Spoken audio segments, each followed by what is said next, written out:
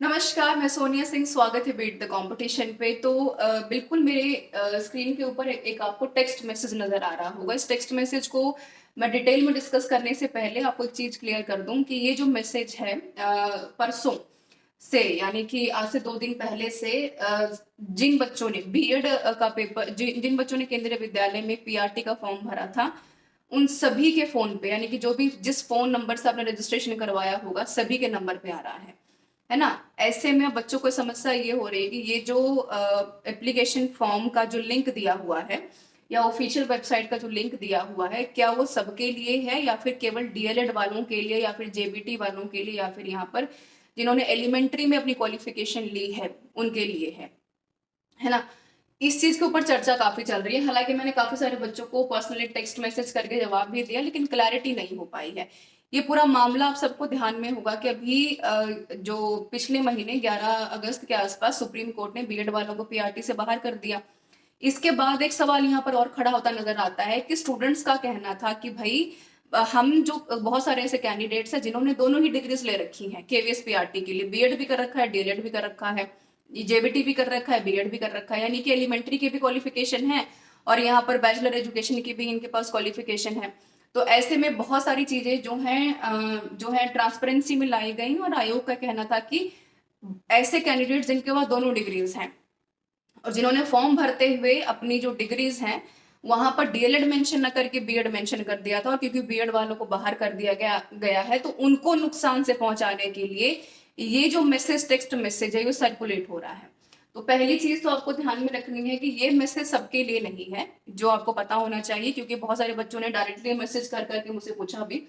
तो ये मैसेज सबके लिए नहीं है। ये मैसेज उन बच्चों के लिए है जिनके पास दोनों ही डिग्री है, बीएड है साथ में जेवीटी है, बीएड है साथ में डीएलएड है। ठीक है, बीएड है या साथ में कोई एलिमेंट्री एजुकेशन की कोई उन्होंने डिग्री ले रखी है, साथ में डिप्लोमा ले रखा है या इंटीग्रेटेड कोर्स कर रखा है या बीएलएड कर रखा है, वो ये कोर्स बेसिकली उनके लिए, सबके लिए नहीं है ना। तो यहाँ पर आपको करना क्या है, जो ऑफिशियल वेबसाइट उन्होंने मेंशन कर रखी है केंद्रीय विद्यालय की, वहां पर जाकर के यदि आपने केवीएस पीआरटी का फॉर्म भरते हुए गलती से बीएड डाल दिया था और बीएड वालों को बाहर कर दिया गया था और आपके पास दोनों डिग्रीज हैं, तो उसमें से आपके पास जो एलिमेंट्री एजुकेशन की क्वालिफिकेशन को पूरा कर दी, चाहे वो डीएलएड है, जेबीटी है, बीएलएड है ना, उसको आपको मेंशन करना है मॉडिफाई करके। ध्यान रखिएगा जब आप इस फॉर्म को क्वालिफिकेशन को मेंशन करेंगे, बिकॉज इन्होंने लिखा है अपडेट मॉडिफाई और क्वालिफिकेशन ओनली, और कोई अपडेशन आप नहीं कर सकते।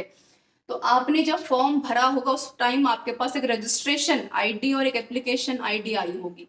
तो एप्लीकेशन को लॉगिन करके ये जो पूरा का पूरा पोर्टल खुलेगा आपके सामने, और 17 तारीख रात के 12 बजे तक, 11:59 यानी पीएम की मैं बात कर रही हूँ, वहां पर इसके बाद आप कोई चेंजेस नहीं कर सकते। तो ये मैसेज सबके लिए नहीं है, मैं दोबारा कह रही हूँ, ये मैसेज केवल उन विद्यार्थियों के लिए है जिन्होंने दोनों ही डिग्रीज यहाँ पर हासिल कर रखी थी। तो इसके लिए परेशान मत होइएगा। ठीक है, एक दूसरा मुद्दा जो बच्चे यहाँ पर चर्चा कर रहे हैं बीएड की फीस वापसी को लेकर के, बीएड वालों को क्यों की बाहर कर दिया गया पीआरटी से।